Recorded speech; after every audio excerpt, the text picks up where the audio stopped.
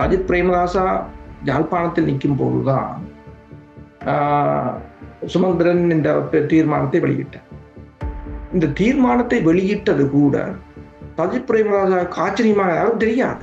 இந்து சமுத்திர பிராந்தியத்தின் ஒரு சென்டர் மைய பகுதியில் கண்காணிப்புகளையும் பயிற்சிகளையும் வழங்குவதற்கு தான் கூறியிருக்கிறார். இப்ப கடலையும் அமெரிக்கா கிட்டத்தட்ட 3 கப்பல்களை கொடுத்திருந்தது தெரிந்தபடியே இப்ப கடலையும் வானையும் தனது கட்டுப்பாட்டுக்குள் கொண்டு வருவதற்கான முயற்சி இன்றைக்கு கிரிகண்ட பகுதியில அமெரிக்க தூதுவர் சென்று ஒரு கடற்படை கண்காணிப்பு நிலையத்தை ஆரம்பித்தார். இப்போது பிரான்சும் இலங்கையும் இணைந்து இன்னொரு கண்காணிப்பு நிலையத்தை தென்னிலங்கையில் திறந்திருக்கிறார்கள். இப்ப IMF இருந்து விலத்த மாட்டேன் என்று அனுரா ஒப்புதல் வாக்கு மூலம் கொடுத்துட்டார். நான் அதில் விலத்த மாட்டேன், சில மாற்றங்களை செய்வேன் வழியே அதுல இருந்து விலத்த மாட்டேன். இப்ப சஜித் விலத்து வேற 2 பேர் சுமந்திரன் சஜித் பிரேமதாசா தொடர்பாக கூறினாலும் புவதாசன் பொது வேட்பாளராக ஆதரவு தெரிவித்திருந்தார். சம்பந்தர் இருந்திருந்தார் நிலைமை மாறி இருக்கு. அந்த சம்பந்தர் இல்லாததுதான் அங்க ஒரு மாற்றம் வந்ததுக்குரிய காரணம். ஆனால் அதன் பிறகு பாருங்கள், ஐரோப்பிய ஒன்றியத்தின் உண்மையில் தமிழரசு கட்சி சுமந்திரனை பொறுத்தவரையில் எடுத்த முடிவுக்குரிய காரணமும் இந்தியாவின் அழுத்தம் என்றுதான் கூறுகிறார்கள். இப்போது இலங்கையை சுற்றி அவர்கள் பெருமளவான கண்காணிப்புகளை பலப்படுத்திக் கொண்டுதான் வருகிறார்கள். உதாரணமாக பார்த்தீங்க என்று சொன்னால், அமெரிக்கா இப்ப அதாவது 2019ஆம் ஆண்டு வழங்க இருந்த பீச் கிராஃப்ட் கிங் என்ற, அதாவது 360 EN என்ற அந்த கண்காணிப்பு விமானத்தை வழங்கி இருக்கிறார்கள். அது மேக்ஸ் கிளீனை தரும் 3 கட்டிகளுடனான விம் மேக்ஸ் கட்டி 30 ரூபாய் மேக்ஸ் அமைப்புடன். பெண்களுக்கு ஏற்படும் கர்ப்பப்பை பிரச்சனைகள், ஆண்களுக்கு ஏற்படும் விந்தணு குறைபாடுகளை சரி செய்து இயற்கையான முறையில் கருத்தரிக்க ethnic health care natural fertility centre. Call 9600000037.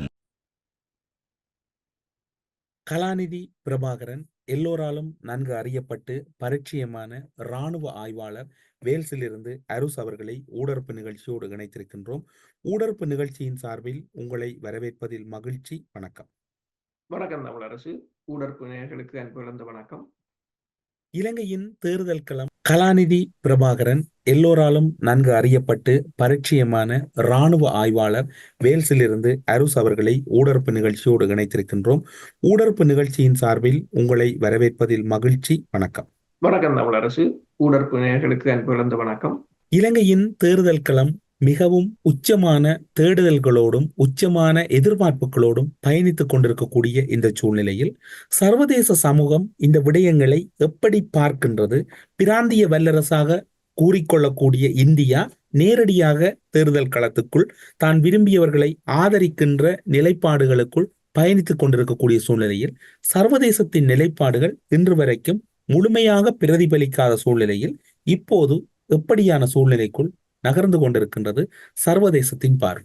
என்னன்னு சொன்னால், சர்வதேசத்தின் பார்வை இந்த அரசு தலைவர் தேர்தல்கள் என்று சொன்னால், சர்வதேசத்தின் ஒரு அனுமதியோட தான் இலங்கையில் யாரும் அரசு தலைவராக வர முடியும் என்ற ஒரு சூழ்நிலை வந்துவிட்டது. அது இலங்கையில் மட்டுமல்ல, எல்லா நாடுகளிலும். குறிப்பாக நீங்கள் பார்த்துட்டு வெனிசுலாவாக இருக்கலாம், அல்லது ஈவன் பிரேசிலாக இருக்கலாம். இப்ப நீங்க பாத்தீங்கன்னா சொன்னால், இலோன் மஸ்கின் அடுத்தது வெனிசுலா உங்களுக்கு தெரியும், ட்விட்டர் தளத்தை தடை செய்திருந்தது. என்று சொன்னால், அங்கு ஒரு ஆட்சி மாற்றத்தை கொண்டு வருவதற்கான ஆர்ப்பாட்டங்களை ஊக்குவித்தவர் இலோன் மஸ்க். இப்போது இலோன் மஸ்க் தனது ட்விட்டர் தளத்தின் மூலமாக பிரேசில்ல ஒரு ஆட்சி, அங்கு இருக்கிற மக்களுக்கு கருத்து சுதந்திரம் இல்லை, அங்கு ஒரு நல்ல ஜனநாயகம் வேண்டும் என்று சொல்லுகிறார். ஒரு ஊடகமே, அதாவது இப்ப இலோன் மஸ்க் யாரென்று எல்லோருக்கும் இப்போது தெரியும். என்று சொன்னால், அடுத்த அரசு தலைவராக அமெரிக்காவில் ட்ரம்ப் வந்தால் பிரதம அதிகாரியாக அவர்தான் இருப்பார். அது மட்டுமல்லாது முதலாக உலகிலே ஒரு ட்ரில்லியனர், மில்லியனர் தாண்டி ஒரு ட்ரில்லியனராக வரக்கூடிய இலோன் மஸ்க் என்று கூறுகிறார், உலகத்தை வாங்கக்கூடிய. இப்ப அவரே பல்வேறு நாடுகளில் ஒரு ஆட்சி மாற்றம். ஏன்? அங்குள்ள வளங்கள், வெனிசுலா உங்களுக்கு தெரியும் எவ்வளவு வளங்கள் உள்ள நாடுகள் அப்படி. சரி, அதை விடுவோம். இப்படி உலகத்துல நீங்கள் பார்த்தீங்கன்னா பல நாடுகளில் இடம்பெறுகின்ற தேர்தல்களில் ஏதோ ஒரு வகையில் இந்த மேற்குலக நாடுகள் கடுமையான தங்கள் பிரசன்னத்தை அல்லது அழுத்தம் என்று சொல்லலாம், அழுத்தத்தை காட்டிக்கொண்டு இருக்கு. இப்போதும் நீங்கள் யோசிக்கலாம், என்ன அமைதியாக இருக்கின்றது? அமைதியாக இல்லை. அவர்கள் இப்ப அரசு தலைவர் தேர்தலுக்கான பணியை இலங்கை அரசாங்கம் கிட்டத்தட்ட இப்போ தொடங்கி இருக்கும். ஒரு 6 மாசம், ஒரு வருஷம், 6 மாசம் தான் அவர்கள் ஆக்டிவா. தமிழாக்கள் இப்ப தொடங்கி இருப்பினாங்க கிட்டத்தட்ட ஒரு 2 மாசம், 1 மாசம். ஆனால் அவங்க போன வருஷமே ஆரம்பிச்சுட்டாங்க. அப்பையிலிருந்து யாரை கொண்டு வர வேண்டும், யாரை என்ன செய்ய வேண்டும் என்ற அதுக்கு பிளான் A, பிளான் B என்று எல்லாம் எல்லாத்தையும் வடிவாக கொண்டு வருவார்கள். அப்படி கொண்டு வந்தாலும் நாங்கள் சொல்வது இங்க பிளான் A, பிளான் B என்றால், நீங்க பிளான் A என்று சொன்னால் முதலில் தங்களுக்கு சார்பானவரை கொண்டு வருவது பிளான் A. இல்லை அது பிழைத்து விட்டது என்றால் தங்களுக்கு ஓரளவு சார்பற்றவரை எவ்வாறு சார்பாக மாற்றுவது அல்லது எவ்வாறு அவரை தூக்கி எறிவது. இப்ப ஐக்கிய நாடுகள் சபையின் மனித உரிமைகள் ஆணைக்குழுவின் கூட்டத்தொடர் ஆரம்பமாயிருக்கிறது 9ஆம் தேதி.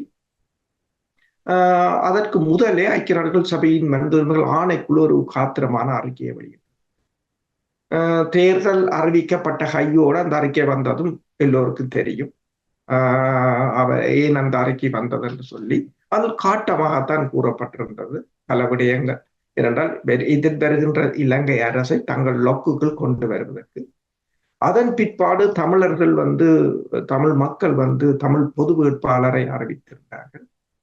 அது இப்போது மிகப்பெரிய ஒரு சூடு பிடித்து வருகின்ற நிலையில், அது தமிழ் மக்களிடம் ஒரு எழுச்சி கண்டு வருகின்ற நிலையில், அந்த 9ஆம் நாள் ஐக்கிய நாடுகள் சபையின் மனித உரிமைகள் ஆணைக்குழுவில் கொண்டு வரப்பட்ட அந்த அறிக்கை, ஆணைக்குழுவின் தலைவர் வெளியிட்ட அறிக்கை தொடர்பாக இணைத்தலைமை நாடுகள் என்ற 6 தெரியும், அமெரிக்கா, பிரித்தானியா, கனடா, இவையெல்லாம் மெயின் பிளேயர்.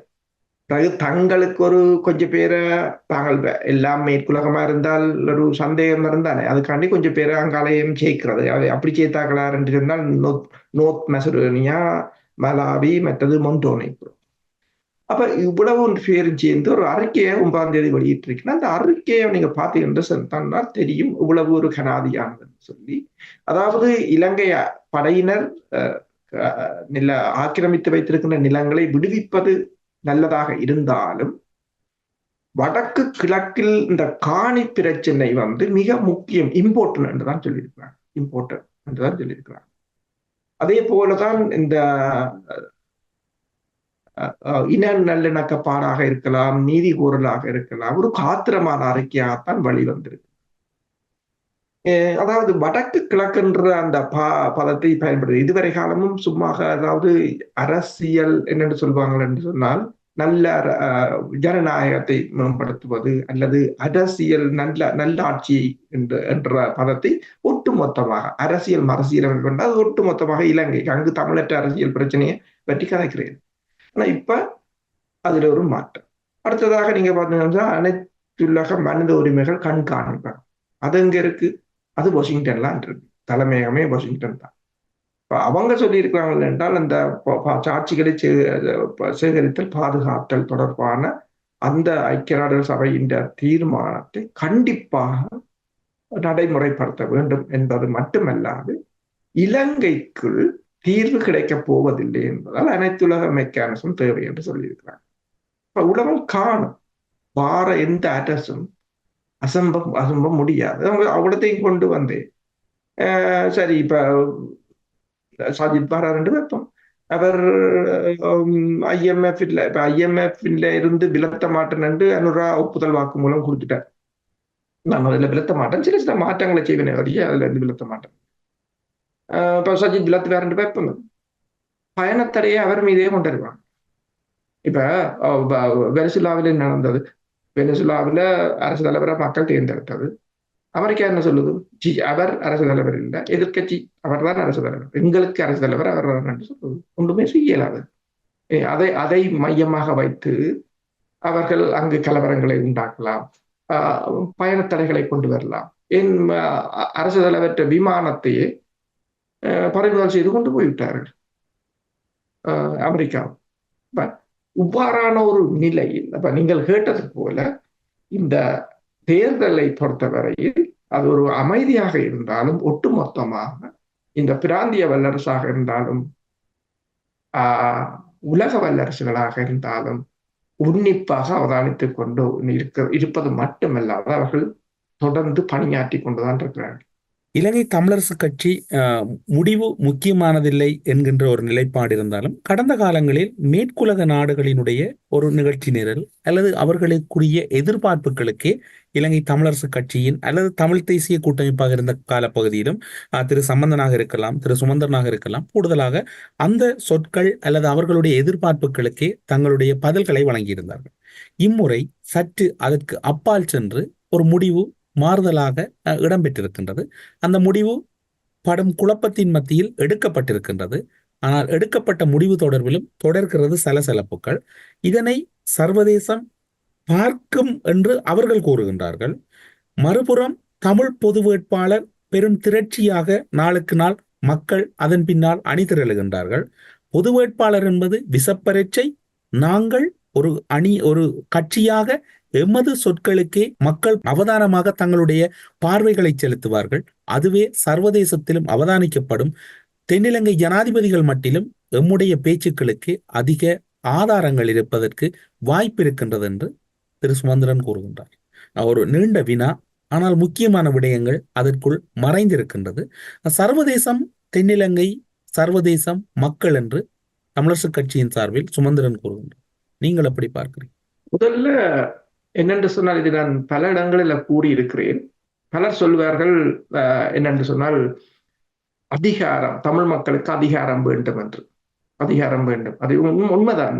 ஒரு இனம் தன்னை ஆள வேண்டும் என்று சொன்னால் அதிகாரம் வேணும். அதைத்தான் எல்லா பேச்சுவார்த்தைகள் அரசியல் தீர்வு அதிகார பகிர்வு என்று எல்லாரும் சொல்லினோம். அதிகார பகிர்வுண்டா அந்தந்த இனங்களுக்குரிய அதிகாரம் வேணும். இப்ப சிங்களவர்களுக்கு நிறைவேற்று அதிகாரம் கொண்ட அரசு தலைவர் இருக்கிறார். அதாவது சிங்களவற்ற நலன்களை நிறைவேற்ற. தமிழருக்கு நிறைவேற்று அதிகாரம் உள்ள எந்த ஒரு சட்ட மூலமும் இல்லை, அல்லது நிறைவேற்று எந்த ஒரு அதிகாரமும் அவர்களிடம் இல்லை என்பதால் அடிமையாக இருக்க வேண்டிய ஒரு நிலை என்று சொல்றோம். அப்ப எங்களுக்கு அதிகாரம் வேண்டும். அந்த அதிகாரத்தை யார் எங்களுக்கு தருவது? இலங்கை அரசு தரணுமா?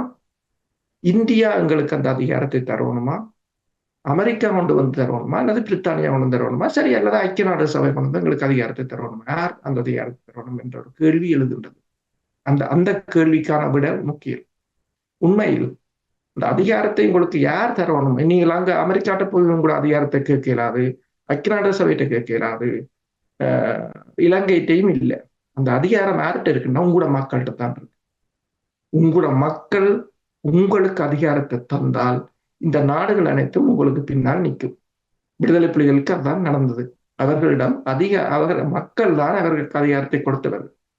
அவர்களிடம் கையில் இருந்த ஆயுதங்கள் என்பது அது அந்த மக்களிட பாதுகாப்புக்காகவே தவிர அவர்களுக்கான அதிகாரத்தை வழங்கியது இந்த மக்கள். யாராவது தமிழ் மக்களிடத்திலே போய் இந்த வீராப்பு பேச்சு பேசுகிறவர்களிடத்துல தான் நான் கேட்கிறேன், வீர பேச்சு பேசுகிறவர்களிடத்துல நான் கேட்கிறேன், யாராவது துணிந்து ஒரு தமிழ் மகனிடத்திலே, தமிழ் தாயிடத்திலே ஆயுதம் எடுத்து போராட போகிறேன் என்று சொல்வீர்களா? சொல்லி போட்டு அடி வாங்காமல் நிற்பீங்களாங்க? வெறும் எல்லாருக்கும் தெரிஞ்ச விஷயம். நாங்கள் ஆயுதம் எடுத்து போராட போவதில்லை, எல்லாருக்கும் தெரிஞ்ச விஷயம். இங்கே நாட்டில் வாழுகிறவர்களுக்கு தெரிந்த விஷயம் இது. வெளியில் வாழ்கிறவர்களை பற்றி எனக்கு தெரியாது. அதன் பின்னர் அவர்கள் தண்ணியில் இருந்தார்கள். எல்லா நாடுகளும் அங்கு போன அவர்கள் நாடாக திரியவில்லை. இப்ப சுமந்திரன் கூறியது போல இந்த சர்வதேசம் உன்னிப்பாக பார்த்து கொண்டிருக்கிறது. சர்வதேசம் முடிவெடுக்கும் என்று சொன்னால் நீங்கள் என்ன மாற்றத்தை செய்கிறீர்கள்? சர்வதேசம் உங்களை பார்ப்பதற்கும் உங்களை பார்த்து முடிவெடுப்பதற்கு என்ன மாற்றத்தை செய்கிறீர்கள்? 15 வருடமாக ஒரே தோசையை சுட்டு கொண்டிருந்தால் என்னன்றது உங்களை சர்வதேசம் ஒவ்வொரு அரசியல் என்பது டைனமிக் சேஞ்ச் என்று சொல்லி ஒவ்வொரு நாளும் மாறும். ஏனென்றால் சில உண்மையான ஒரு யதார்த்தமான ஊடகங்களை நீங்கள் பாருங்கள். ஆசிரியர் தலையங்கம் எழுதும் போது இறுதி வரையும் அதை வைத்திருப்பார். ஏனென்றால் அடுத்த நாளும் அந்த தாங்கள் முதல் நாள் எழுதின ஆசிரியர் தலையங்கத்தின் கருத்து மாறிவிடக்கூடும். அப்படி ஒரு சிக்கல் இருக்கின்றது இந்த அரசியலில். அது உங்களுக்கு தெரியும், இவர்களுக்கு தெரியாது. இப்ப பாருங்கள், நான் கூறியது போல அதாவது வவுனியாவில் இடம்பெற்ற அந்த பொது வேட்பாளர் என்ற கூட்டத்துக்கு பிற்பாடு ஐக்கிய அந்த இணைத்தலைமை நாடுகள் என்ற அறிக்கை மாறிவிட்டது, தமிழர் தொடர்பாக மாறிவிட்டது. சரி, நீங்கள் பாருங்கள், அதாவது சுமந்திரன் சஜித் பிரேமதாசா தொடர்பாக கூறினாலும் கோதாசன் பொது வேட்பாளராக ஆதரவு தெரிவித்திருந்தார். இந்திய தூதுவர் கிழக்குக்கு சென்ற போது மட்டக்களப்பிலிருந்து கலையரசன் சந்தித்திருந்தார், கிழக்கில சாணக்கியன் சந்தித்திருந்தார். ஆனாலும் திருகோணமலையிலிருந்து யாரும் வரவில்லை. முக்கிய அலுவல் என்று கூறினாலும் அவர்கள் ஒரு வேறு பிரதிநிதிகளை கூட அனுப்பவில்லை. ஆனால் அதன் பிற்பாடு நீங்கள் பாருங்கள், உண்மை. ஆனால் இது ஒரு நல்ல விஷயம் என்னென்றால், சம்பந்தர் இருந்திருந்தார் நிலைமை மாறி இருக்கு. அந்த சம்பந்தர் இல்லாததுதான் அங்க ஒரு மாற்றம் வந்ததுக்குரிய காரணம். ஆனால் அதன் பிறகு பாருங்கள், ஐரோப்பிய ஒன்றியத்தின் தேர்தல் கண்காணிப்பாளர்கள் அவரை போய் சந்தித்திருக்கிறார்கள். அடுத்ததாக பார்த்தீர்கள் என்று சொன்னால், ஆஸ்திரேலியாவின் தூதுவர்கள் சென்று சந்தித்திருக்கிறார்கள். திருவோணமலையில் இடம்பெறுகின்ற காணி பிரச்சனைகள் தொடர்பாக பேசியிருக்கிறார்கள். இப்போது இணைத்தலைமை நாடுகள் என்ற அறிக்கையில் வடக்கு கிழக்கிலேய காணி பிரச்சனை தொடர்பாக, உங்களுக்கு தெரியும், தொல்லியல் திணைக்களமாக இருக்கலாம், பௌத்த வனவள திணைக்களமாக இருக்கலாம், காணிகளை அபகரித்துத்தான் செய்கிறார்கள். உண்மையில் என்னென்று சொன்னால், போர் என்றால் என்ன நடக்கிறது? போர் அந்த இன்னொரு நாட்டின் காணிகளைத்தான் முதலில் கையகப்படுத்துகிறார், நிலங்களை. இப்ப உக்ரைன் படையினர் ரஷ்யாவுக்கு மூவ் பண்ணி இருக்கிறார்கள் என்று சொன்னா எத்தனை கிலோமீட்டரை பிடித்தார்கள் சொல்லுவார்கள். அதே மாதிரி ரஷ்யா உக்ரைனுக்கு படையெடுத்து வருகிறார்கள் என்றால் எந்தெந்த பகுதியை பிடித்து கொண்டு வந்தார்கள் சொல்லுவாங்க. நாட்டை பிடிக்கிறார்கள்.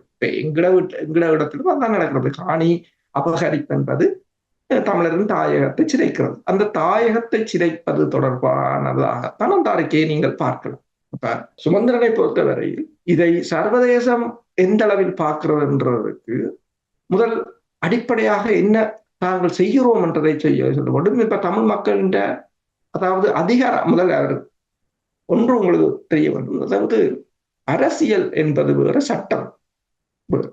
இப்ப சட்டம் படித்த எல்லாரும் அரசியல் செய்துவிட முடியாது. ஆனால் சட்டம் படிக்காதவன் கூட ஒரு நல்ல அரசியலை தந்துவிட்டு போக முடியும்.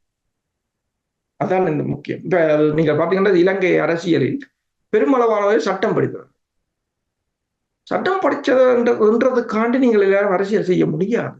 அரசியல் மக்கள்கிட்ட அடிமட்டத்திலிருந்து கட்டியமைக்கப்பட வேண்டியது ஒன்றுதான் அரசியல்.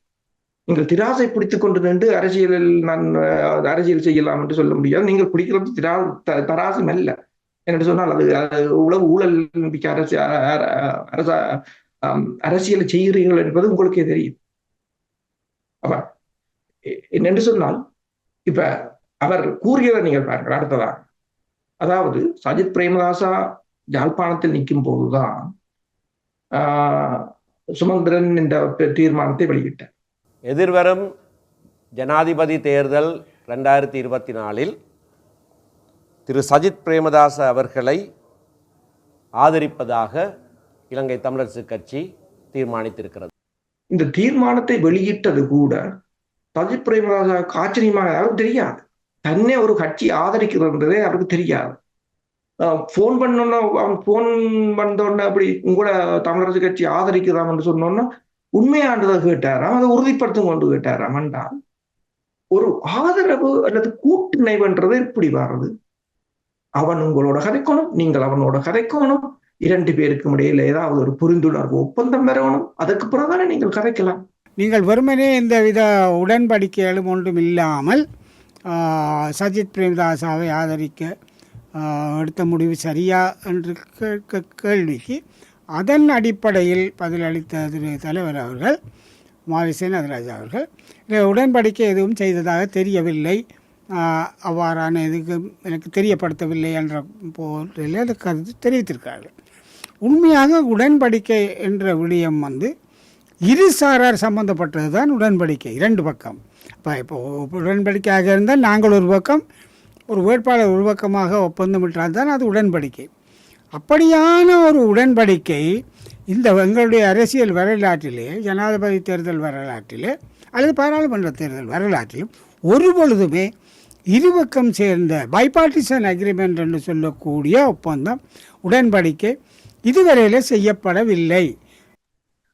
அவனுக்கு நீங்கள் யாருக்கு சப்போர்ட் பண்றீங்களோ அவனுக்கு நீங்க சப்போர்ட் பண்றீங்க. அரசு அவர்களே, நீங்கள் கூறிய விடயத்தோடு இன்னும் ஒரு விடயத்தை மேலதிகமாக இணைத்துக் கொள்கின்றேன்.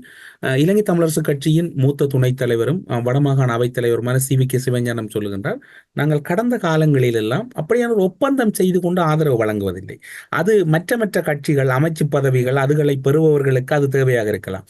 எங்களுடைய மரபு நாங்கள் ஆதரவு கொடுப்பது, சில விடயங்களை கதைப்போம், நாங்கள் எந்த ஒரு ஒப்பந்தமும் செய்வதில்லை என்றார்.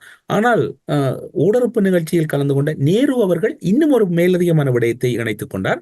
2015 ஆண்டில் திரு சுமந்திரன் அவர்கள் அவரிடம் நேரடியாக கூறியதாகவும், மைத்திரியிடம் சில விடயங்களை நாங்கள் எழுதி வாங்கினோம், ஆனால் வெளிப்படையாக நாங்கள் கூற முடியாமல் போய்விட்டது, மைத்திரியினுடைய வெற்றியை பாதிக்கும் என்று அன்று எழுதினார்கள்.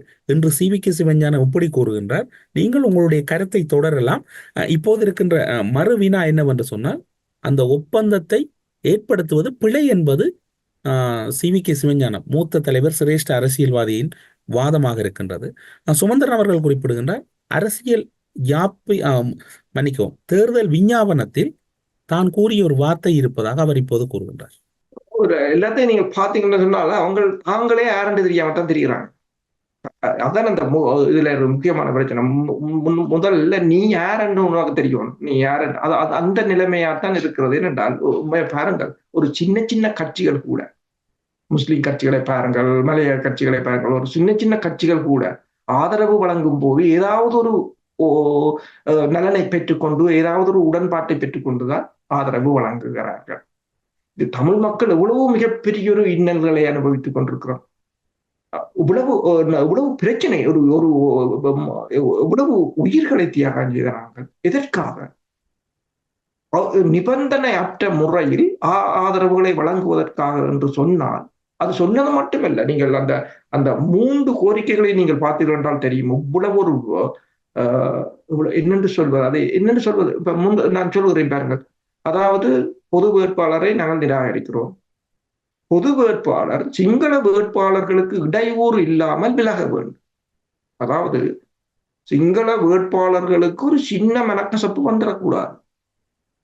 தமிழர் எப்படி அழிஞ்சு போனாலும் பரவாயில்ல, பௌத்த துறவி கோயில்களை கட்டினாலும் பரவாயில்ல, கால்நடைகளை சுட்டு 400 பசுக்களை சுட்டு கொண்டாலும் அது பிரச்சனை இல்லை. நில ஆக்கிரமிப்பை செய்து காணிகளை அபரிச்சு கொண்டு போனாலும் உங்களுக்கு பிரச்சனை இல்லை. ஆனால் சிங்கள வேட்பாளர்களுக்கு சின்ன மனக்கசப்பு வந்துடக்கூடாது. அதுதான் 2வது. 3வது சஜித்துக்கே தெரியாது நீங்கள் ஆதரிக்கிறீங்க. இப்ப என்ன பிரச்சனை என்றால், மக்களை நான் முதல் கூறுறேன், அதிகாரம் என்பது யார் உங்களுக்கு தருவது? மக்கள். இப்ப அந்த மக்களை நீங்கள் என்னென்று இவர்கள் இணைத்துக் கொண்டிருக்கிறார்கள் என்பதுதான் ஒரு மிகப்பெரிய ஒரு ஆச்சரியமான கேள்வி எழுகின்றது என்று ஒரு மூடர்கள் ஆண்டு. இப்ப இங்கு பிரித்தானியாவில் நாங்கள் பார்க்கலாம், ஒரு வார்த்தை தவறினாலே அவர் இருக்க முடியாது. டேவிட் கேமரன் ஏன் விட்டுட்டு போனார்? அது பிரெக்சிட்ல தோத்தார். பிரெக்சிட் அவர் வேண்டாம் என்றார், மற்றவங்க வேணுமென்றாங்க, தோற்றார். உடனடியாக பிரதமர் பதவியை விலத்தி போயிட்டார். போரிஸ் ஜான்சன் என்ன செய்தார்? ஆட்சி முடிந்தா போறவர் இல்லை, போய்விட்டார்கள். உங்களுக்கு ஞாபகம் இருக்கு, நல்லாட்சி காலத்தில் எக்கே ராட்சிய என்கின்ற அரசியல் திட்டம் ஒன்றை சுமந்திரன் முன்மொழிந்த போது, அரசியல் திருத்தம் நிறைவேறாது விட்டால் நான் அரசியலில் இருந்து விலகிக் கொள்வேன், அந்த அரசியல் யாப்பு நிறைவு பெறாவிட்டால் விலகிக் கொள்வேன் என்றதோடு அது தொடர்பாக நான் எழுதுவதற்கு ஆரம்பித்து விட்டேன் என்று 2017 நடுப்பகுதியில் கூறியிருந்தார். உங்களுக்கும் அவை ஞாபகம் இருக்கும். ஊடகங்களில் மிகவும் பேசுபொருளானது. இன்று தமிழரசு கட்சியின் தலைவர் பதவியே இல்லாத போதும் கூட அவர் அதற்கு முயற்சி செய்கின்றார். உண்மைதான். என்னென்று சொன்னால், அதான் ஒன்று என்ன செய்ய வேண்டும்னா, எங்களை ஊடகத்திலும் என்ன செய்ய வேண்டும் என்று சொன்னால், இவ்வாறானவற்றை பதிவாக வைத்து ஆவணமாக வைத்து மீண்டும் மீண்டும் அவங்களுக்கு அதை போட்டு காட்ட வேண்டும். ஆனால் அடுத்தது மக்களை பொறுத்தவரையிலும் மக்கள் இதற்குரிய தண்டனைகளை வழங்க வேண்டும். இப்ப இங்கு பார்த்தீர்கள் என்று சொன்னால், இங்கு இந்த முறை பிரித்தானியாவில் இடம்பெற்ற இந்த தேர்தலில் முஸ்லிம் சமூகம் இவ்வாறு ஒரு மிகப்பெரும் தண்டனையை கொடுத்தது என்பது எல்லோருக்கும் தெரியும். பிரித்தானிய அரசு எவ்வளவு ஒரு சவால்களை சந்தித்தது என்று. அதே போலதான் மணிப்பூர் இந்தியாவில் இப்படி பிஜேபிக்கு கொடுத்தாங்கன்றது தெரியும். அப்ப அது அந்தந்த மக்கள் அது இதனைத்தான் சொல்வது அரசியல் முதிர்ச்சி என்று நாங்கள் சொல்கிறோம். கல் தோன்றி மண் தோன்றா காலத்தில் வாழ்ந்த முதற்குடி, உலகிலேயே மிகவும் அறிவு சிறந்தவர்கள், பல பல மேதைகள் இருக்கிறார்கள், பொருளாதாரத்தில் வளர்ந்திருக்கிறோம், அதில் அரசியலில் நாங்கள் முதிர்ச்சி அடைந்திருக்கிறோமா என்றது, ராஜதந்திரத்தில் முதிர்ச்சி அடைந்திருக்கிறோமா என்பதை நாங்கள் இந்த தேர்தல்களில் தான் காட்ட வேண்டும். அவங்க இந்த ஒவ்வொரு நாடுகள், எத்தனை நாடுகள் இதனை முன்னுதாரணமாக இருக்கின்றன. அப்ப இது இவ்வாறானவர்கள் அந்த மக்கள் இவர்களுக்கான தண்டனையை கொடுக்க தவறுவதுதான். நாங்கள் வாய்க்கு வந்தபடி எதனையும் செய்யலாம், எதனையும் பேசலாம், யாரும் கேட்பதற்கு இல்லை என்ற ஒரு துணைப்பொருள் தான் இந்த சிவஞானம் கூறியது கூட. ஒரு நிபந்தனையற்றும் கொடுப்போம், நிபந்தனை இல்லாமலும் கொடுப்போம், என்களை கேட்க யார் இருக்கிறார்கள்? ஏனென்றா சொன்னால் அந்த விடுதலை புலிகள் கட்டி அமைத்த அந்த டிஎன்ஏ என்ற அந்த ஒரு சொல்லை வைத்துக் கொண்டு மக்களை ஏமாற்றி மீண்டும் மீண்டும் பெறலாம் என்ற ஒரே ஒரு மாப்பு. இதை விடுத்து நான் என்னத்தை கூற முடியும்? நீங்கள் குறிப்பிட்டீர்கள், சர்வதேச நாடுகள் இந்த விடயங்களை உன்னிப்பாக அவதானிக்கின்றன. குறிப்பாக வவுனியாவில் இலங்கை தமிழரசு கட்சி எடுத்த முடிவானது ஒரு முறையற்ற முடிவு அல்லது ஒரு பிழையான முடிவு என்கின்ற அர்த்தம் பட உங்களுடைய கருத்து இருந்தது.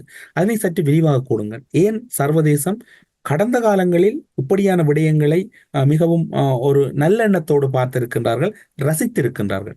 இப்போது ரசனை குறைந்திருக்கின்றது, ஒரு முரணான தன்மை இருக்கின்றது என்றால் என்ன இடம்பெறுது? என்னென்று சொன்னால், இப்ப உண்மையில் தமிழரசு கட்சி சுமந்திரனை பொறுத்தவரையில் எடுத்த முடிவுக்குரிய காரணமும் இந்தியாவின் அழுத்தம் என்றுதான் கூறுகிறார்கள். அவசரமாக எடுக்கப்பட்ட முடிவு, அவசரமாக எடுக்குமாறு அழுத்தம் பிரயோகிக்கப்பட்டதாகத்தான் கூறப்படுகின்றது. எனவேதான் சஜித்துக்கு கூட தெரியாது தமிழரசு கட்சி தன்னை ஆதரிக்க போகுது என்று சொல்லி. இப்ப இதுக்கு ஒரு பிரஷர் இதுக்குரிய அழுத்தம் ஒரு பிராந்திய நாட்டிடமிருந்தான் வந்தது. அது இந்தியாவில்தான் வெளிப்படையாகவே கூறுகிறார்கள். உங்களுக்கு தெரியும், அஜித் தேவால் வந்த விடயம் தெரியும். அவரே நேரடியாக இதனை கையாண்டதாகத்தான் கூறப்படுகிறது. இந்திய தூதரகமாக இருக்கலாம், இந்திய அதிகாரிகளாக இருக்கலாம், நேரடியாக கையாண்டதாகத்தான் கூறப்படுகிறது. அப்ப மேற்குலகத்தை பொறுத்தவரையில் மேற்குலகம் அப்ப சஜித்தை இந்தியா ஆதரிக்குமாக இருந்தால் அது மேற்குலகத்தின் மறுதலையாகத்தான் இருக்கும். என்னென்னு சொன்னால், அவர்கள் கட்டாயம் அவர்கள முதல் தெளிவு ரணிலாகத்தான் இருக்கும். இல்லை என்று சொன்னால் அனுரகுமார திசாநாயக்கா வந்தாலும் அவர்கள் தங்களுடன் இணைந்து பயணிப்பதற்கான ஒரு திட்டத்தை தான் கொண்டிருப்பார்கள். எனவேதான் இப்ப நீங்கள் பார்த்தீங்கன்னா அமெரிக்கா தூதரகம் மிக மிக அமைதியாக இருக்கின்றது. என்றால் அவர்கள் பணியை நிறைய செய்து முடித்து விட்டார்கள். அடுத்தது என்ன செய்ய வேண்டும் என்பதற்கும் அவர்கள் இந்த ஜெனீவாவில் அதற்குரிய தயாரிப்பு வேலைகளில் ஈடுபட்டுக் கொண்டிருக்கிறார்கள். போது இலங்கை அரசு, அதாவது எதிரானவர்கள் வந்தாலும் அவர்களால் தப்பி பிழைக்க முடியாது. ஏனென்றால் உங்களுக்கு தெரியும், இலங்கை ரஷ்யாவை மாதிரி அணு ஆயுதம் கொண்ட நாடு இல்லை. ரஷ்யாவை மாதிரி எண்ணெய் வளத்துல மிகச்சிறந்த எண்ணெய் வளம் உலகம் முழுக்க பொருளாதாரத்தை கட்டியாளுற நாடு இல்லை. ரஷ்யா மாதிரி வைரத்தினோ தங்கமோ தொன் கணக்கில எடுக்கிற நாடும் இல்லை. உங்கள்கிட்ட கிடக்கிற கனிம வளத்தையே எடுக்கிறதுக்கு டெக்னாலஜி இல்லை. இந்தியா கிட்டத்தட்ட $2.83 பில்லியன் ஒரு வருஷத்துக்கு வடக்குல மட்டும், நீங்கள் இலங்கை முழுதுல மட்டும் நினைக்காதீங்க, வடக்குல மட்டும் ஒரு வருஷத்துக்கு அள்ளி கொண்டு போறான் $1 பில்லியன் மீ. அதே $2.39 பில்லியன் போய் IMF கையேந்தி கொண்டு நிற்கிறீங்க. இப்படியான ஒரு சீரழிவை கொண்டிருக்கிற நீங்கள் எந்த விதத்திலும் உங்களை கட்டுப்படுத்துவது இலகு என்று அவர்களுக்கு தெரியும். மேற்குலகத்தை பொறுத்தவரை, அமெரிக்காவை பொறுத்தவரை, பிரித்தானியாவை பொறுத்தவரையில அவர்களுக்கு தெரியும் இவ்வாறு எதிர்வரும் அரசை கட்டுப்படுத்துவது என்பது தெரிந்தபடி. அடுத்ததாக நீங்க பார்த்தீங்கன்னு சொன்னால், இப்போது இலங்கையை சுற்றி அவர்கள் பெருமளவான கண்காணிப்புகளை பலப்படுத்திக் கொண்டுதான் வருகிறார்கள். உதாரணமாக பார்த்தீங்கன்னு சொன்னால், அமெரிக்கா இப்ப அதாவது 2019ஆம் ஆண்டு வழங்க இருந்த பீச் கிராஃப்ட் கிங் என்ற, அதாவது 360 என்ற அந்த கண்காணிப்பு விமானத்தை வழங்கி இருக்கிறார்கள். அது அமெரிக்காவின் துணையோட ஆஸ்திரேலியாவும் நான் நினைக்கிறேன் 2017ஆம் ஆண்டு ஒன்றை வழங்கியிருந்தது. அடுத்ததாக நீங்கள் பார்த்தீங்கன்னு சொன்னால் அன்றைக்கு கிரிகண்ட பகுதியில வந்து அமெரிக்க தூதுவர் சென்று ஒரு கடற்படை கண்காணிப்பு நிலையத்தை ஆரம்பித்திருக்கிறார். இப்போது பிரான்சும் இலங்கையும் இணைந்து இன்னொரு கண்காணிப்பு நிலையத்தை தென்னிலங்கையில் திறந்திருக்கிறார்கள். அப்ப அதுக்கு என்ன அவைன்ற திட்டம் என்று சொன்னால் இந்து சமுத்திர பிராந்தியத்தின் ஒரு சென்டர் மைய பகுதியில் கண்காணிப்புகளையும் பயிற்சிகளையும் வழங்குவதற்கு தான் கூறியிருக்கிறார். இப்ப கடலையும் அமெரிக்கா வந்து கிட்டத்தட்ட 3 கப்பல்களை கொடுத்திருந்தது தெரிந்தபடியும் இப்ப கடலையும் வானையும் தனது கட்டுப்பாட்டுக்குள் கொண்டு வருவதற்கான முயற்சிகளை அவர்கள் எடுத்திருக்கிறார்கள். அடுத்தது இப்ப திருகோணமலை மிக முக்கியமானது. திருகோணமலை வந்து தமிழர் தனித்து நிற்பார்களாக இருந்தால் அதனையும் அதாவது அவர்களுடன் இணைந்து பணியாற்றுவதென்று இதை கூறலாம். இணைந்து பணியாற்றுவதற்கு மேற்குலகம் தயாராகி இருக்கின்றது. அதைத்தான் நாங்கள் ஆஸ்திரேலியா தூதுவர் என்ற பயணமாக இருக்கலாம், ஐரோப்பிய ஒன்றிய தேர்தல் கண்காணிப்பு பயணமாக இருக்கலாம். இதில் எல்லாம் எடுத்து காட்டுகின்றன. அதாவது நாங்கள் ஒரு மாற்றத்தை கொண்டு நோக்கி நகரும் போதுதான் அவங்களும் எங்களை நோக்கி வருவார்கள் என்பது இலகுவாக ஒரு சின்ன ஒரு மாற்றத்திலேயே இப்போது பல மாற்றங்களை உங்களால் பார்க்க முடிகிறது. அப்படி என்னும் போது நாங்கள் மிகப்பெரிய அளவில் ஒரு திரட்சியை காண்போமாக இருந்தால் உங்கள் பாதை வந்து மிக மிக இலகுவாக இருக்கும். நீங்கள் இப்போது பீச் கிராஃப்ட் கிங் 360 ER விமானம் தொடர்பில் குறிப்பிட்டீர்கள். அந்த விமானத்தை ஏன் அவசரமாக இலங்கைக்குள் நகர்த்த வேண்டும்? 2 வருடங்களுக்கு முன்னர் நீங்களே உங்களுக்கு ஞாபகம் இருக்கும், முதல் தமிழ் ஊடக பரப்பில் அந்த கருத்துருவாக்கத்தை ஏற்படுத்தியவரும் நீங்கள் தான். அமெரிக்காவினுடைய உளவு விமானம் இலங்கைக்குள் சென்றது. இன்று உளவு கட்டமைப்புகளுடைய தன்மைகளும் சற்று மாறுபட்டு அமெரிக்காவுக்கு அந்த தகவல்கள் வேகமாக அனுப்பப்படுகின்ற ஒரு சூழ்நிலை உத்தியோகப்பற்ற முறையில் இடம்பெற்றுக் கொண்டிருக்கின்றன. இப்போது இந்த விமானத்தினுடைய நுழைவு சர்வதேச நாடுகள் பலவை இன்று இலங்கைக்குள் தங்களுடைய நகர்வுகளையும் அல்லது கண்காணிப்புகளையும் மேற்கொள்வதில் தீவிரமடைந்திருக்கின்றது. இந்தியா தனியாக ஒரு பகுதியால் ஓடிக்கொண்டிருக்கின்றது. யார் வெற்றி பெறுவார்கள்? இந்த விமானத்தினுடைய அத்தியாவசியம் ஏன் அவசரமாக இருக்கின்றது? இந்த விமானம் வந்து முதலில் அமெரிக்கா மெல்ல மெல்ல இலங்கைக்கு தனது ஆயுதங்களை கொடுத்து கொண்டுதான் இருந்தது. கிட்டத்தட்ட 2007ஆம் ஆண்டே ரோபர்ட் பிளேக் வந்து கோத்தபாயாவுடன் இணைந்து உடன்பாட்டை எழுதிவிட்டார். அதாவது துறைமுகங்களையும் வான்பரப்பும். அப்போது கூட இந்த பீச் கிராஃப்டின் முதல் வேர்ஷன் பீச் கிராஃப்டிங் விமானம் வழங்கப்பட்டிருந்தது. அவ்வாறான ஒரு விமானம் அனுராதபுரம் பகுதியில் இடம்பெற்ற எல்லாளன் படை நடவடிக்கையில் அளிக்கப்பட்டிருந்தது தெரிந்து. அதில் பல விமானங்கள் கிட்டத்தட்ட 14க்கும் மேற்பட்ட விமானங்கள் முற்றாக அழிந்திருந்தன, 21 சேதமடைந்திருந்தன. அதில் இதுவும் ஒரு விமானம். அதன் பிற்பாடு கூட அமெரிக்கா தொடர்ச்சியாக வழங்கி கொண்டுதான் இருக்கின்றது. ஆஸ்திரேலியாவும் அண்மையில் இதே ஒரு விமானத்தை வழங்கியிருந்தது. இது வந்து கடல் கண்காணிப்பு மற்றும் உளவு தகவல்களை திரட்டுவது. இந்த விமானம் வந்து 2019ஆம் ஆண்டு தான் கொடுப்பதாக கூறியிருந்தார்கள். ஆனால் 2022ஆம் ஆண்டு உற்பத்தி செய்த அந்த உற்பத்தி நிறுவனம் ஒரு தனியார் நிறுவனம், அது அமெரிக்காவின் படைத்துறையிடம் கொடுத்திருக்கிறது. அப்ப அந்த விமானம் எங்கு உடனாக நின்றது என்று சொன்னால் அமெரிக்க மிலிட்டரி பேஸ்ல வைத்து அதற்குரிய சென்சர்கள், உணர்திறன் மிக்க கருவிகள், IR கருவிகளாக இருக்கலாம், இன்டெலிஜென்ட் இன்ஃபர்மேஷன்ஸ்ல கலெக்ட் பண்ற கருவிகளாக இருக்கலாம், ரடார்கள் எல்லாம் பொருத்தப்பட்ட பிற்பாடு இப்போது கொண்டு வரப்பட்டிருக்கிறது என்று கூறப்படுகிறது. அதே போன்ற முதலிலும் அவர்களிடம் இலங்கை அரசிடம் அவ்வாறான விமானங்கள் இருக்கு. அண்மையில் இந்தியாவில் வந்து இந்த டரண்ட் சக்தி என்ற ஒரு படைத்துறை ஒத்திகை ஒன்று இந்த 6ஆம் தேதி ஆகஸ்டில் இடம்பெற்றிருந்தது கடந்த மாதம். அந்த நடவடிக்கையில் கிட்டத்தட்ட 70-80 விமானங்கள் பங்கு பெற்றிருந்தன. அந்த நடவடிக்கைக்கு இலங்கை இந்த விமானத்தை தான் கொண்டு போயிருக்கிறது. இவ்வாறான ஒரு பீச் கிராஃப்டிங் விமானத்தை இலங்கை அந்த படை நடவடிக்கைக்கு கொண்டு சென்றது. அப்ப இந்தியாவை பொறுத்தவரையில் இந்தியா இப்போது ஒன்றும் செய்ய முடியாது. ஏனென்றால் இந்தியா அந்த பொருளாதாரம் அப்படி இஸ்ரேலுடன் இணைந்து பணியாற்றுகின்றது. அமெரிக்காவின் சில ஆயுதங்களை கூட வாங்க முற்பட்டு நிற்கின்றது. அதாவது அவற்றை கண்ட அந்த பேலன்சிங் என்று சொல்றது இருக்குத்தானே, இந்த இரண்டு பேரையும் சமாளித்து போவது என்பதில் இந்தியா ஏதோ ஒரு இழுபட்டு கொண்டு போகிறார்கள் என்றால் எதுவும் செய்ய முடியாத நிலை.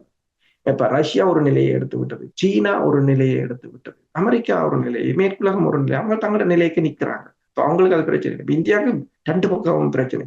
இப்ப இலங்கைக்காரன் பீச் கிராஃப்ட் இங்க கொண்டு போனாலும் அதை பேச பார்த்து கொண்டிருக்க வேண்டிய நிலை தான். ஏனென்ற சொன்னால் நீங்களும் அவன்கிட்ட அமெரிக்காட்ட இருந்து வாங்குறீங்க ஆள் இல்லாத தாக்குதல் விமானத்தை, நீங்கள் இஸ்ரேலுடன் நின்று பணியாற்றுகிறீர்கள், நீங்கள் ரஷ்யாவுடன் நின்று பணியாற்றுகிறீர்கள், ஒன்றுமே செய்ய முடியாத ஒரு நிலைமையாகத்தான் இருக்கு. இப்ப இந்த விமானங்கள வரவுன்றது நீங்கள் புரியது போலதான். அதாவது 2022 அமெரிக்காவின் உளவுத்துறை விமானங்கள் வந்திறங்கி இருந்தன. அதன் பிற்பாடு இலங்கையின் புலனாய்வுத்துறையை கையகப்படுத்தி இருந்தார்கள்.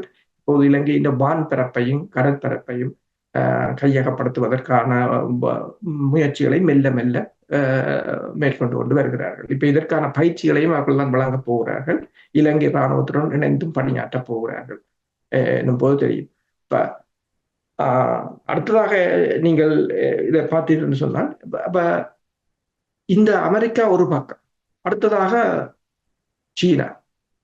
சீனா இப்போ என்ன செய்யுது என்று சொன்னால், கிட்டத்தட்ட அதாவது சீனாவின் சைபர் கிரைம் டிபார்ட்மெண்ட்டை சேர்ந்த ஒரு சூப்பர்வைசர் உட்பட 10 சைபர் கிரைம் நிபுணர்கள் இலங்கைக்கு வருகிறார்கள், பணியாற்ற போகிறார்கள். ஏனென்று பார்த்தால், இலங்கையில சைபர் கிரைமில் ஈடுபடுற ஃபாரின் நேஷனல்ஸ் என்று சொன்னால் கூடுதலாக உங்களுக்கு தெரியும் சீனாவுக்கு எதிரான. இப்ப சீனாவை பொறுத்தவரையில் அதாவது சீனாவின் நலன் நிறைய இருக்கின்றன. இப்ப போர்ட் சிட்டியாக இருக்கலாம், அல்லது அம்பாந்தோட்டை துறைமுகமாக இருக்கலாம். இவ்வாறான நிலைகள் இன்னும் நிறைய இருக்கின்றன சீனாவின். அப்ப அவற்றுக்கான பாதுகாப்பை சீனா தான் செய்ய வேண்டும். நேரடியாக சீனாவின் புலனாய்வுத்துறையை கொண்டு இறக்க முடியாது. ஆனால் இப்ப உங்களுக்கு தெரியும், சீனாவுக்கும் பாகிஸ்தானுக்கும் இடையிலான அந்த கொரிடோர், எக்கனாமிக் கொரிடோர் என்று சொல்றோம், அது வந்தால் ஒரு மிகப்பெரிய ஒரு பொருளாதார வளர்ச்சி ஏற்படும் என்றதற்காக அதனை குண்டு வைத்து தகர்த்தது.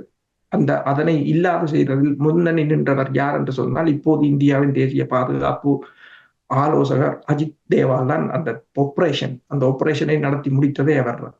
அப்ப அவ்வாறான ஒரு ஆபரேஷனை இங்கு நடத்தலாம் என்ற ஒரு பிரச்சனை இருக்கின்றது சீனாவின் நலன்கள். அப்ப அவங்களுக்கும் அந்த சைபர் கிரைம் என்ன இன்ஃபர்மேஷன், இந்த டேட்டாஸ் இன்ஃபர்மேஷன் எல்லாத்தையும் அக்குவர ஆணிவரையா பிரிக்க அலசி ஆறாயிரம் என்னென்ன செய்கிறாங்க இலங்கையே ஒரு கண்காணிப்புக்குள்ள வச்சிருக்கிறேன்னு சொல்லுங்க. அப்ப அவங்க என்ன செய்தாங்கன்னு சொன்னால், முதல்ல சீனாவில இருந்து 3 கேங்க இறக்கினாங்க இலங்கைக்கு. அந்த கேங் என்ன செய்யுதுன்றா ஒரு சுமார் கிரைம்கள், சைபர் கிரைம்களை செய்யறது. பிறகு இலங்கையோட ஒரு ஒப்பந்தம் போட்டாங்க, அந்த உங்களுடைய நாட்டுல இப்ப சைபர் கிரைம் கூடி இருக்குது, அப்ப அந்த சைபர் கிரைமை பிடிக்கிறதுக்கு நாங்கள் உதவி செய்யறோம் வந்துறங்கி இருக்கிறாங்க. அப்ப இனி அந்த டமி குரூப்பை பிடிச்சு போட்டு, அப்ப அதை மட்டும் இல்லை, இப்ப அதே மாதிரி இப்ப ஃபாரின் சைபர் கிரைம் ஆக்கள் என்று சொன்னால் அப்படியே நீங்க அவங்க இலங்கையுடன் அது உண்மையில் அவர்கள் வந்த நோக்கம் வேறையாக இருக்கு.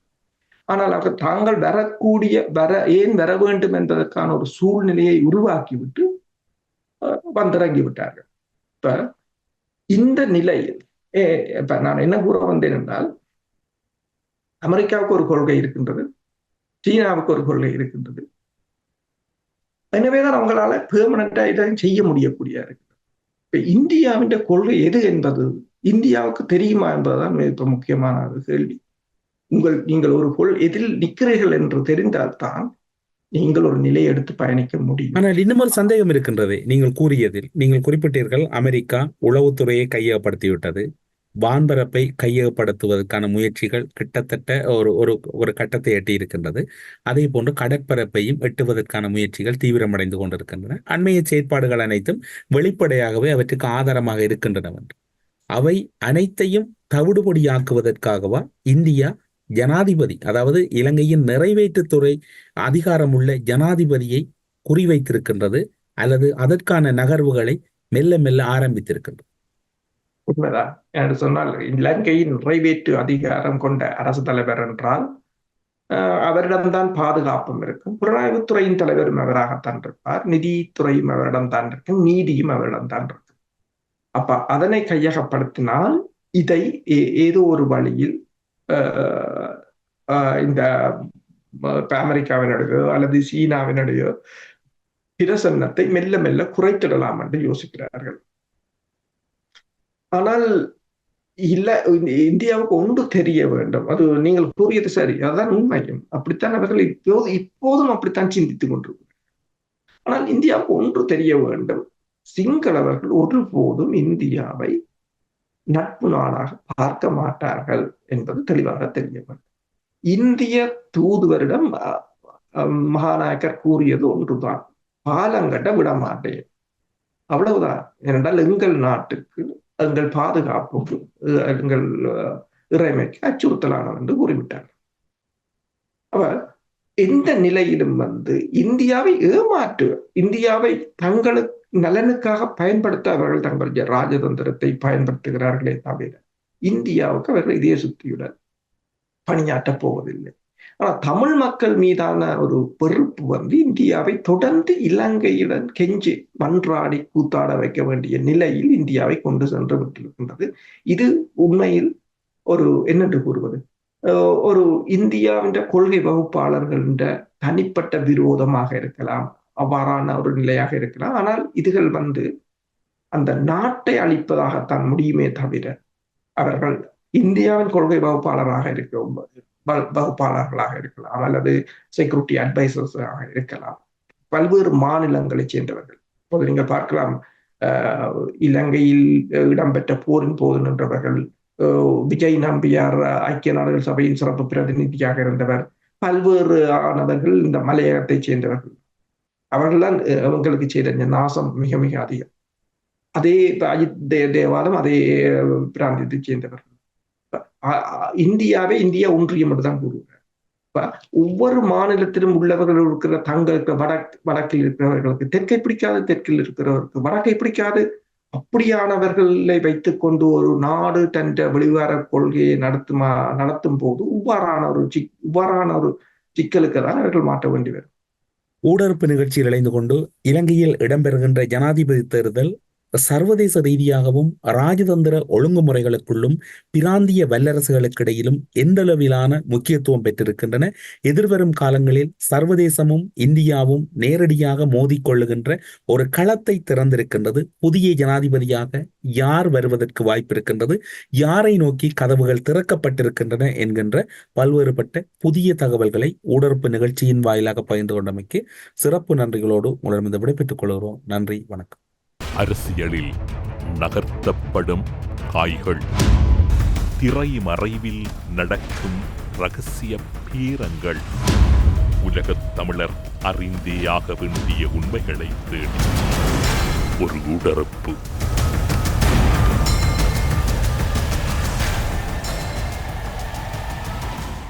4448 நோய்களுக்கும் அதன் அறிகுறிகளையும் அதனை தீர்க்கும் மருத்துவத்தையும் அருளிச் சென்றுள்ளனர். Ethnic health care, T Nagar. For details 96000037.